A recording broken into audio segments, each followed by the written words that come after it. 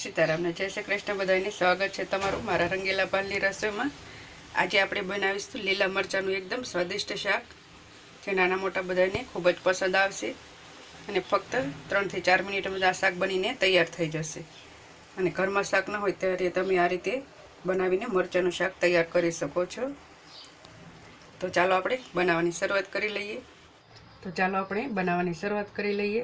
एना माटे मैं अहींया 150 ग्राम जेटला लीला मरचा लई लीधा छे, जेमां मैं 6 नंग मोळा लीधा छे अने 3 मैं तीखा लई लीधा छे। अहींया तमारा टेस्ट प्रमाणे तमे तीखा के मोळा लई शको छो। तो हवे आने आपणे कट करी लेवाना छे। अहींया तमारे मरचाने ऊभा चीरा करवा होय तो ए पण करी शको छो। हवे आ रीते आपणे डीटियानो भाग काढी अने गोल शेपमां कट करी लईशुं। अहींया तमे चीरा करवा होय तो पण करी शको छो। तो अहींया मरचाने आ रीते आपणे कट करी लेवाना छे।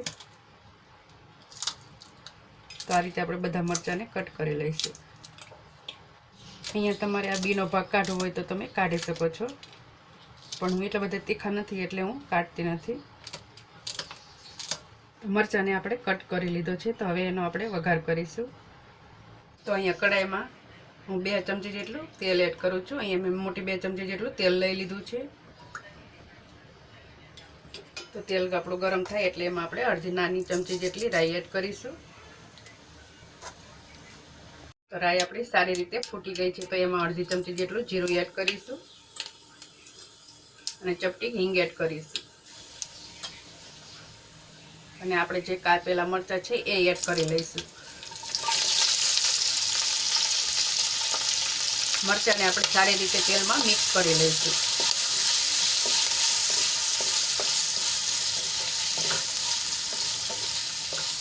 હવે મિક્સ કર્યા બાદ આપણે એમાં અડધી ચમચી જેટલી હળદર એડ કરીશું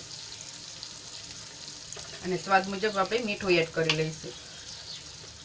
બાદમાં આપણે આમચૂર પાવડર અને ચાટ મસાલો એડ કરવાનો છે। તો અત્યારે આપણે ધ્યાન દઈને એડ કરવાનું।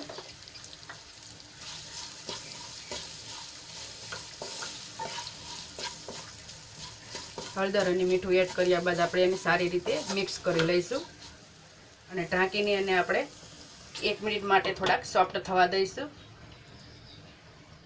1 मिनिट जेटलो समय थई गयो छे अने आपणा मरचा थोड़ाक सॉफ्ट थई गया छे। तो हवे एमां आपणे मसाला एड करीशुं। तो मीठुं तो आपणे पहेला ज उमेरी दीधुं छे, हळदर अने बंने। तो एमां बीजा आपणे मसाला एड करीशुं। तो एमां हुं अर्धी चमची जेटલું लाल मरचું पाउडर एड करूं छुं। अहींया तमारे मरचा तीखा होय तो तमे स्कीप पण करी शको छो, पण अहींया हुं थोडुंक एड करूं छुं। नानी अर्धी चमची जेटलो चाट मसालो लीधो छे ए एड करी दईशुं। अर्धी चमची जेटलो आमचूर पाउडर लीधो छे। अहींया तमे લીંબુનો ઉપયોગ પણ કરી શકો છો। હવે બધા મસાલા સારી રીતે મિક્સ કરી લઈશું અને મસાલા આપણા બળે નહીં એટલે એમાં આપણે 2 ચમચી જેટલું પાણી એડ કરીશું। ઉપરથી આ રીતે થોડુંક છાંટી દઈશું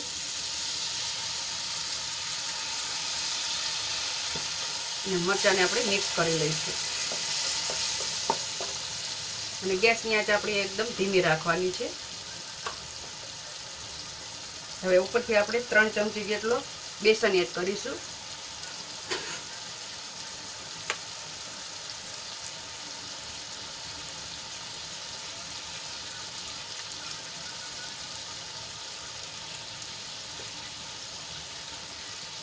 बेसन एड कर्या बाद आपणे एने ढांकीने फरीथी 2 मिनिट सुधी चढ़वा दईशुं, ज्यां सुधी आपणा मरचा एकदम सॉफ्ट थई जाय अने आपणो बेसन पण सरस रीते बफाई जाय। तो 2 मिनिट जेटलो समय थई गयो छे अने आपणो बेसन पण सरस रीते वराळमां बफाई गयो छे। तो सरस रीते बधुं मिक्स करी लईशुं। तो आपणा मरचा अने बेसन सरस रीते मिक्स थई गयुं छे। तो हवे एमां आपणे 1 चमची जेटલું ધાણા જીરું પાવડર એડ કરીશું અને કોથમીર એડ કરી લઈશું અને ગેસને આપણે બંધ કરી લઈશું। અહીંયા તમારે જો ગ્રેવી વાળું પસંદ હોય તો તમે એમાં દહીં અથવા છાશનો ઉપયોગ કરી શકો છો। તો તૈયાર છે આપણું સરસ મજાનું મરચાનું શાક। તો આપણે હવે આની એક ડીશમાં સર્વ કરી લઈએ। તો તૈયાર છે આપણું સરસ મજાનું લીલા મરચાનું શાક। આ શાક ખાવામાં એકદમ ટેસ્ટી લાગશે. જ્યારે પણ ઘરમાં શાક ન હોય ત્યારે આ રીતે શાક બનાવીને ખાશો તો બધાને ખૂબ જ પસંદ આવશે. અને એકદમ જલ્દીથી આ શાક બનાવીને તૈયાર થઈ જાય છે. જો તમને મારી રેસીપી પસંદ આવી હોય તો તમારા ફ્રેન્ડ્સ અને ફેમિલીમાં શેર કરવાનું ભૂલતા નહીં. અને ચેનલ પર નવા હોય તો ચેનલ સબસ્ક્રાઈબ જરૂરથી કરી દેજો. અને કમેન્ટ કરીને જરૂરથી જણાવજો કે તમને મારી રેસીપી કેવી લાગી.